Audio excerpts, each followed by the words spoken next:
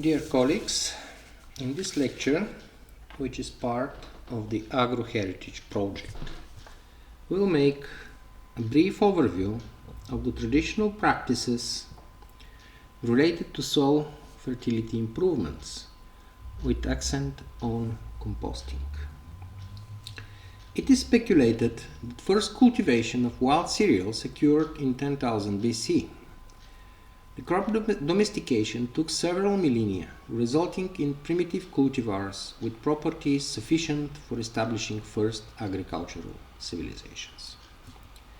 The rise of modern agriculture happened in Near East Mesopotamia around 6000 BC, allowing the establishment of earliest civilization on the earth. At that time, the region had a climate quite appropriate for growing cereals. Large rivers allowed for easier irrigation. Regular floods provided sufficient soil fertility. The same was also typical for other regions like Nile Valley and Indus River.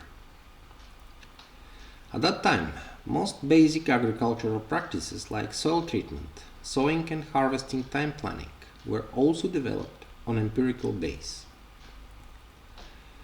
Also, empirically were identified most factors influencing the yield like climate, irrigation, soil quality, appropriate practices. Of course, there was no scientific knowledge. Instead, observations were condensed in the form of traditional practices. Nowadays, we know that one of the key factors for successful farming is the soil fertility. In earliest agricultural societies developed along great rivers, this was not instantly recognized due to the regular floods that replenish soil nutrients. Understanding of that problem arose when agriculture practices spread inland where floods does not occur. There, the farmers were forced to invent new approaches to increase yields. No one can say when, where, and who discovered that adding organic mass improves crop growth and yield. Also, it is hard to identify what compound became the first fertilizer. The first reliable sources dates back to Roman times, but science can be found even in Egyptian and Sumerian sources. Few words about soil structure, since it's related to soil fertility. Nowadays, several dozens of soil types are described in the literature. The soil structure includes top organic and substrate layers to a depth of nearly 30 centimeters, which are commonly called as soil. These layers contain most nutrients and minerals necessary for crop growth. The subsoil layer, with depth of nearly 80 centimeters, is important to maintain humidity. Next layers, substratum and bedrock, are also important in terms of water retention and general properties. Agriculture practices usually deal with soil and subsoil layers. In ancient times, when ploughing was performed with animals, only the topmost organic and sometimes substrate layers were properly treated.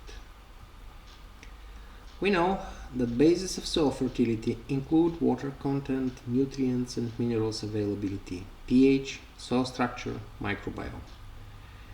Probably the need of irrigation was the first identified factor for successful crop growth by ancient farmers. Attempts to cultivate on lands far from flooded rivers led to identification of another critical factor, the need of organic soil supplements. Maintaining and improving soil fertility seems to be achieved by several ways. The first one was by soil rest, a kind of crop rotation. Soil rest term describes the practice when a land is not cultivated for a season or two.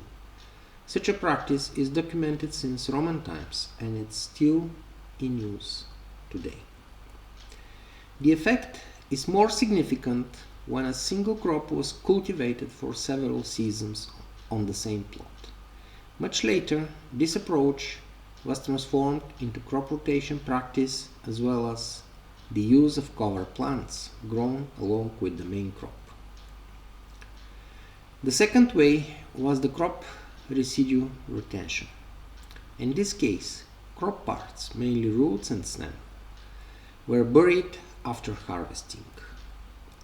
Related to this is the practice of burning plant before plugging. The effect is due to degradation of plant residue in the soil, which returns some organic and minerals back into it. Third way was directly linked with animal domestication in the form of manure use in the field. The positive effect on soil fertility was recognized, and manure turned into the most valuable fertilizer source during the most of agriculture history. At that time, it was also recognized that the use of fresh manure is not optimal, which ultimately led to the practice of composting. Once again, it is hard to say when and where composting was first invented. Most likely it was discovered independently at multiple locations. Nevertheless, once invented, it became really popular due to lack of alternatives for increasing yield. What is composting? This is anaerobic and microaerobic degradation of complex organic substrate.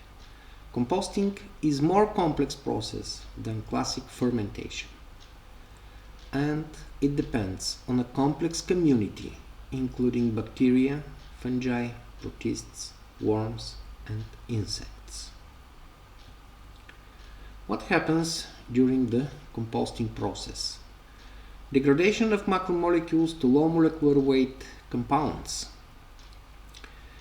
Degradation of compounds that might be toxic to plants. Conversion of insoluble molecules to soluble derivatives. Release of macro and micro elements in forms that are easily absorbable by plants. Modifying substrate structure in a way that improves soil structure upon application. What are the effects of compost use? Improves soil structure. Provides reduced nitrogen, phosphorus, sulfur, as well as other microelements. Provides soluble organic compounds. Might improve soil pH.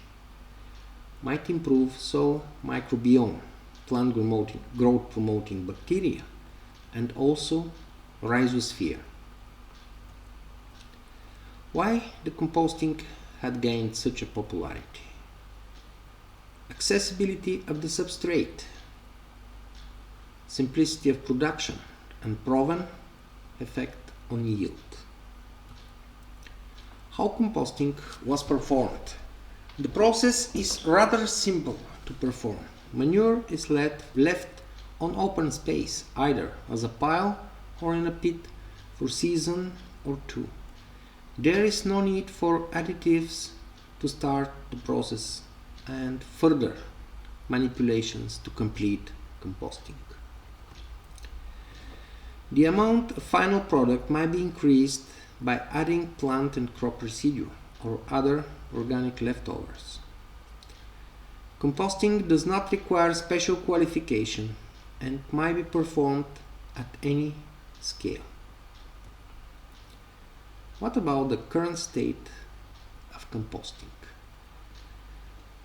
Advances in chemistry in the 19th century allowed the development of novel methods for synthesis of compounds promoting plant growth and yield increase, and the synthetic fertilizers were born. The artificial fertilizers were produced in large quantities, which dropped their price at the early 20th century. Their quality was constant from batch to batch, Fertilizer formulations and application procedures were designed and optimized for each crop, as well as for different soil types.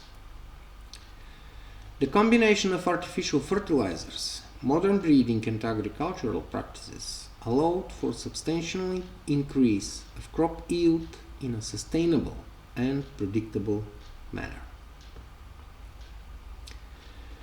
Today, one may say that traditional compost practice is obsolete and of no avail. For largest farms, this is true. Intensive agriculture cannot depend on small-scale produced fertilizers with quality variations and earth-time delivery terms. Modern formulations can fully substitute organic compost at a significantly lower price. But a new trend emerged during the last decade, the organic farming. This niche is the main driver for producing traditional compost, either from manure or plant residue. Consumers appreciate natural composition of the products despite the higher price. For that reason, traditional composting is still used in small farms involved in organic farming. Another niche for traditional compost production is gardening. There are companies specialized for this market. Usually, they rely on more advanced production methods, like using worms or carefully designed substrates. On very small scale, traditional composting is also used in villages for personal use at individual plots. Generally, composting in this case seems to be performed in a way similar to one by our predecessors 8,000 years ago, except the plastic containers. A brief summary on the topic. The need for maintaining and improving soil fertility was recognized very early in agriculture history. Several approaches emerged during millennia, like soil rest, crop residue retention, crop residue burning, use of manure. The search of optimal manure use led to invention of composting. Composting is a more complex process than classic fermentation and depends on a complicated community of micro and microorganisms. Compost is easily prepared by an unqualified workforce. Compost addition significantly improves yield. Organic composts were replaced by synthetic fertilizers in agro-industry, but are still demanded in organic farming, gardening, and for individual needs. Thank you for attention.